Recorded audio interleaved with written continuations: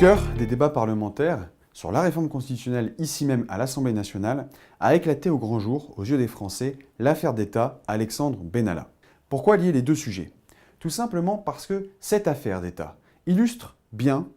parfaitement la capacité de l'opposition à pouvoir contrôler, à pouvoir s'exprimer, à pouvoir faire en sorte que les droits de l'opposition sont si forts et si sains dans une démocratie parlementaire qu'ils permettent à un régime d'État, à un gouvernement, à un président de la République de devoir rendre des comptes.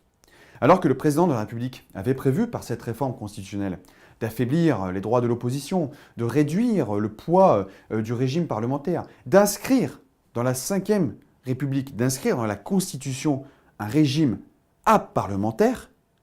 au moment où cela est prévu par cette réforme, au moment où nous nous opposons, eh bien, l'affaire Benalla a permis d'illustrer tout simplement que l'opposition pouvait faire valoir ses droits. Les Républicains ont permis, par l'usage des outils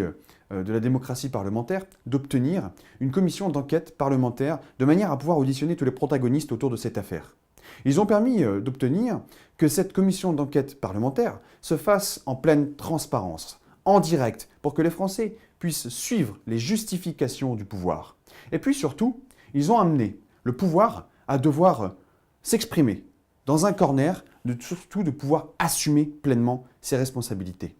La vérité, c'est que, paradoxalement, l'exercice du pouvoir présidentiel et ses déviances ont permis d'illustrer que dans une démocratie comme la nôtre, il était primordial de préserver les droits de l'opposition, les droits parlementaires, les droits de la démocratie.